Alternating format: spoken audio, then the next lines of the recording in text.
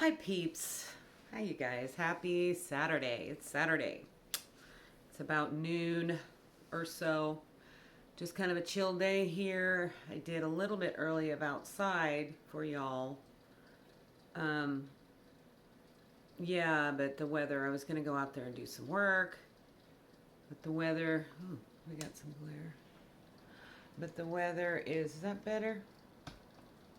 Anyway, the weather is not so good, right? It's not sunny and warm. So we can't, hold on one second.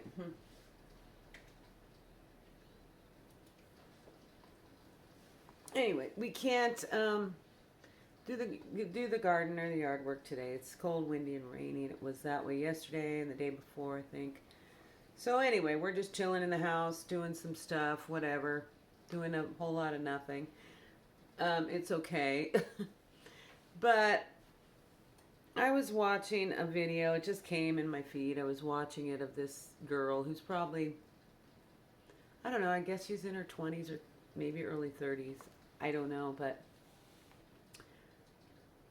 I won't mention her channel or anything. But a young girl working and living life has some issues, and there's issues. And I've watched a couple videos lately that have come through my feed about people being so discouraged. And these are young people. And as we talked about in the last video, or I talked about, um, how a lot of these younger generations, millennials and stuff, blame boomers because boomers had it better and all of that stuff. And I see why, because right now I'm hearing that they are very discouraged, very depressed, working hard.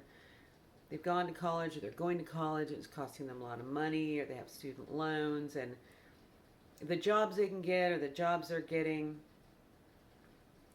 they're just not making it. And that's not just true of single young people. It seems to be true of adult professionals and married couples, and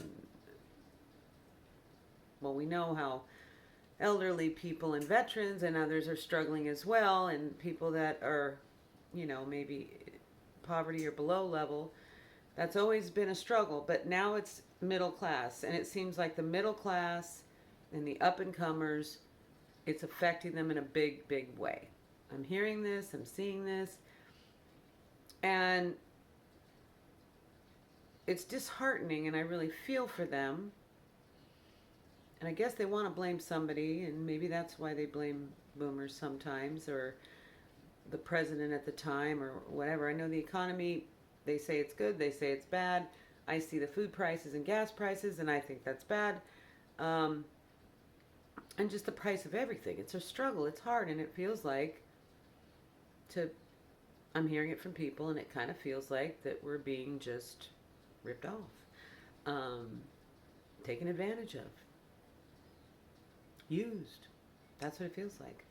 What the answer is, I don't know, but it's, I hate to see these young people struggle, not have any peace, not being able to even stay home and raise their children.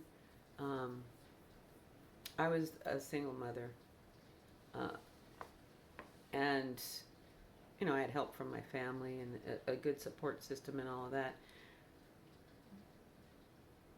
And that was in the 80s. You know, so I don't know. I mean, I'm trying to. What's the answer? What's the issue?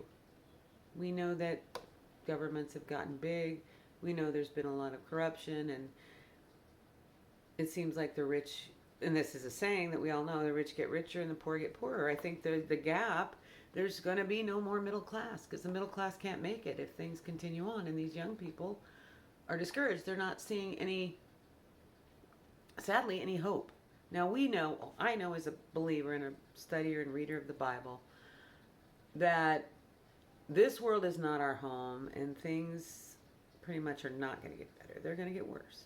However, to see a young person in their late 20s, early 30s give up and be so distraught and depressed and hopeless is sad.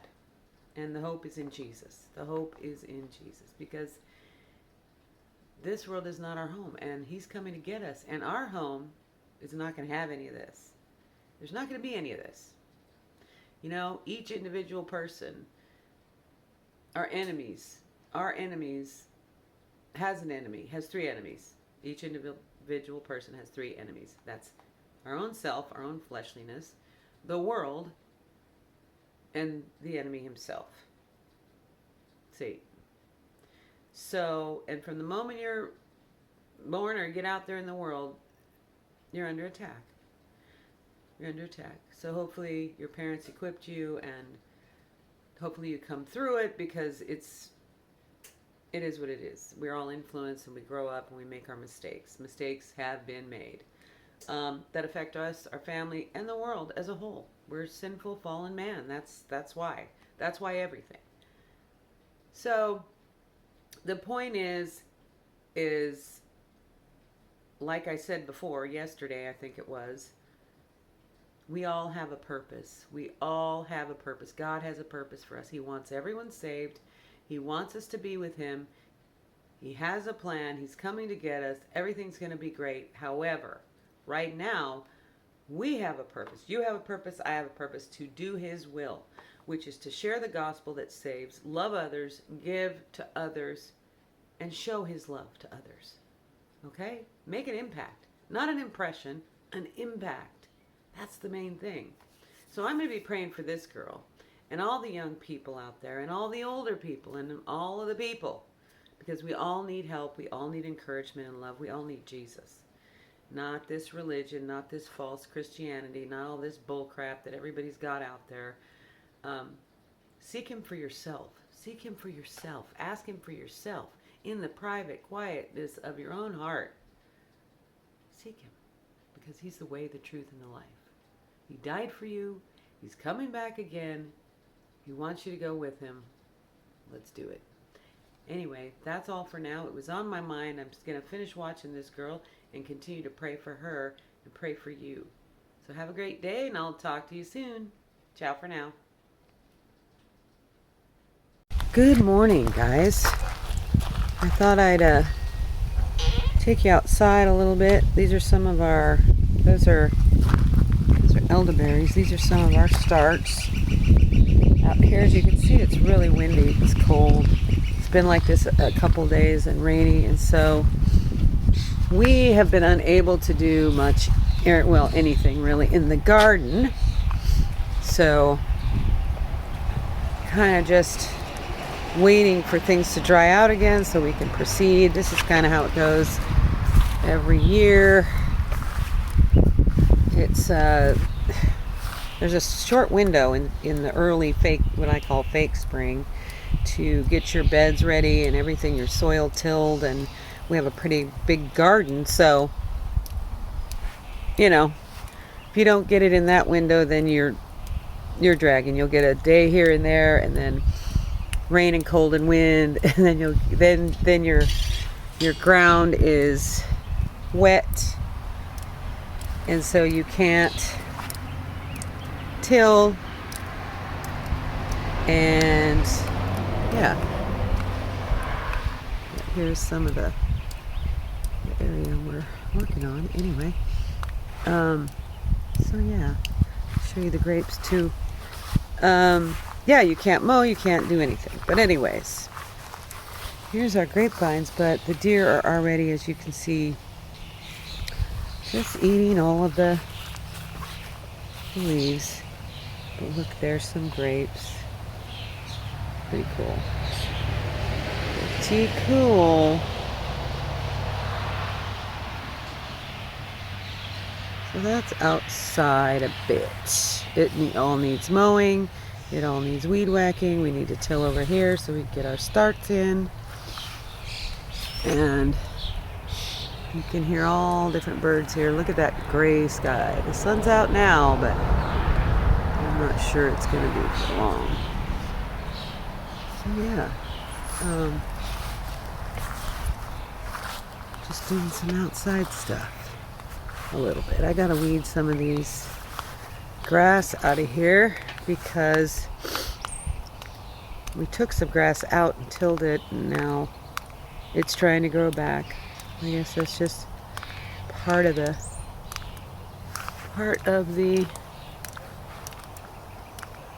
deal. Maybe those are lilacs. Let's go.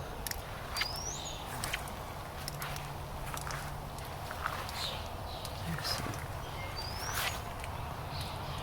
figs.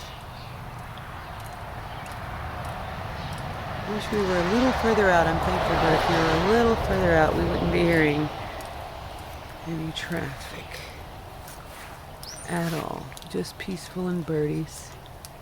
Peaceful birds. Okay. I'll be back a little later.